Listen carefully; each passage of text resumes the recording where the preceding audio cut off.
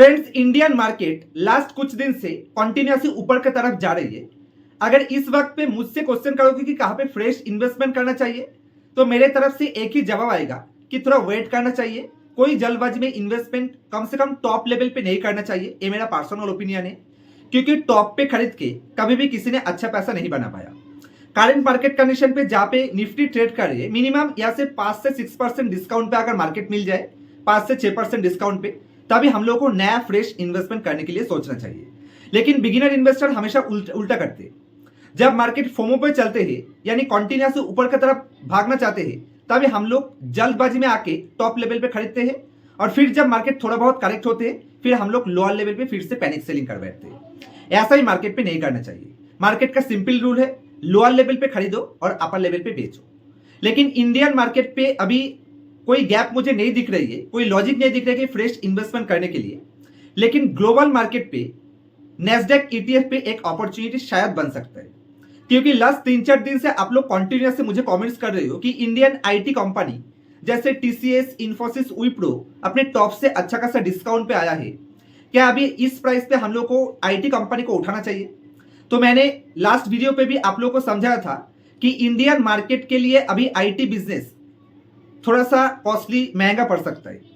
क्योंकि total US market जहां से इंडियन आईटी कंपनी का 85% एवरेज रेवेन्यू जनरेशन होते हैं, तो यूएस मार्केट पे अभी हायर इन्फ्लेशन चल रहे हैं और हायर इन्फ्लेशन के चलते यूएस मार्केट पे कैपेक्स काट हो रहे हैं। यानी इंडियन आईटी कंपनी के लिए अभी भी 2-3 क्वार्टर थोड़ा मुश्किल भरा टाइम जा सकते हैं। लेकिन यूएस मार्केट पे जो डायरेक्ट ईटीएफ मिलते हैं, यानी नेस्डैक ईटीएफ, वहां पे शायद एक अच्छा खासा अपॉर्चुनिटी बन सकते हैं। लेकिन पर्सनली मुझे लगता है कि इंडियन आईटी कंपनी से यूएस मार्केट की नेस्डैक पे बहुत ही जल्दी एक अच्छा खासा अपॉर्चुनिटी शायद मिल सकते हैं। क्योंकि डोनाल्ड ट्रंप ने जो भी गलत डिसीजन लिया है, रेसिप्रोकल टैरिफ की वजह से टोटल यूएस मार्केट पे बहुत ज्यादा हाई इन्फ्लेशन चल रहा है। लेकिन डोनाल्ड ट्रंप है कि इसको मानने के लिए रेडी नहीं है।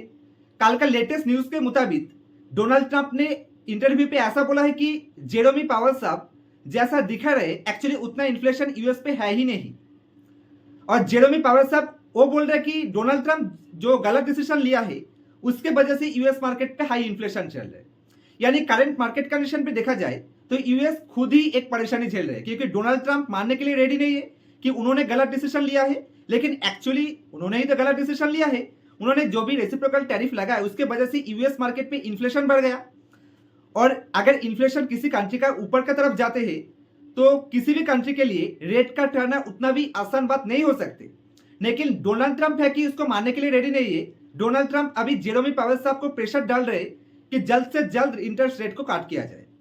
तो अभी दोनों के बीच में एक मुश्किल भरा, परेशानी भरा टाइम चल रहा है।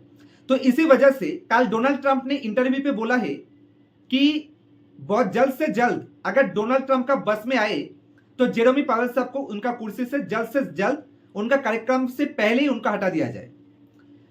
तो अगर ऐसा बात यूएस मार्केट पे चलेगा, तो मुझे लगता है कि 1-2 दिन पे या फिर अगले हफ्ते के जल्द या तो इंटरेस्ट रेट काट के तरफ कोई पॉजिटिव सेंटीमेंट आ जाए, जो इंडियन मार्केट के लिए पॉजिटिव सेंटीमेंट हो सकते हैं, या फिर टोटल यूएस मार्केट का नेस्डैक ही अच्छा खासा क्रैश कर जाए।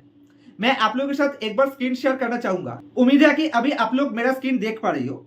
अगर मैं 2 बात आप लोगों को समझाना चाहूं कि यूएस मार्केट की नेस्डैक सबसे ज्यादा वॉलेटाइल इंडेक्स है।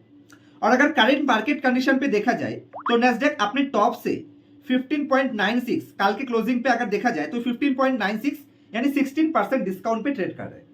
और एकदम लेटेस्ट जो नेगेटिविटी मार्केट पे आया था, वहां पे नेस्डैक इंडेक्स कितना डाउन गया था? 23%। और अगर डोनाल्ड ट्रंप और जेरोमी पावल साहब के बीच में जो भी अनसर्टेनिटी चल रहे, इसके वजह से शॉर्ट टर्म के लिए अगर नेस्डैक इंडेक्स फिर से 20% या फिर 25% डिस्काउंट पे मिल जाते हैं, तो मेरे मुताबिक वो एक अच्छा खासा अपॉर्चुनिटी बन सकता है।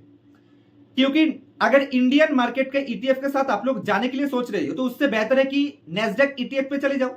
और उसके लिए 1-2 दिन वेट करना सबसे मेरे लिए मेरा सोचना कि सबसे अच्छा खासा अपॉर्चुनिटी शायद मिल सकते हैं। तो थोड़ा वेट करना चाहिए। क्योंकि इंडियन मार्केट लास्ट कुछ 1-1.5 हफ्ते में एवरेज 10 से 11% ऊपर की तरफ आ गए। तो अगर इतना ऊपर पे आके किसी भी इंडेक्स पे आप खरीदने के लिए जाओगे, तो किसी भी जगह पे शॉर्ट टर्म के लिए कुछ रिस्क तो हो सकते हैं। लेकिन नैस्डैक ईटीएफ अगर देखा जाए तो टोटल वर्ल्ड मार्केट के लिए सबसे अच्छा अपॉर्चुनिटी क्रिएट कर रहे हैं। लेकिन जो भी शॉर्ट टर्म नेगेटिविटी चल रहा है, इसको शॉर्ट टर्म नेगेटिविटी की तरफ अगर देखा जाए तो मुझे लगता है कि अगर एक दो दिन पे या फिर अगले हफ्ते में टोटल यूएस मार्केट पे कुछ भी अनसर्टेनिटी बनता है डोनाल्ड ट्रंप या फिर जेरोमी पावेल साहब के बीच में, तो उसे एक अपॉर्चुनिटी की तरह देखना ही एक अच्छा डिसीजन हो सकते हैं। अगर नैस्डैक ईटीएफ अपने टॉप से मिनिमम 20% डिस्काउंट पे मिल जाते हैं तो उस ईटीएफ पे इन्वेस्ट करना एक अच्छा खासा पॉजिटिव डिसीजन हो सकता है, मुझे ऐसा लगता है। आज के लिए इतना ही रखता हूं, मिलते हैं अगले वीडियो पे किसी मजेदार टॉपिक के साथ। तब तक के लिए हैप्पी इन्वेस्टिंग, हैप्पी ट्रेडिंग।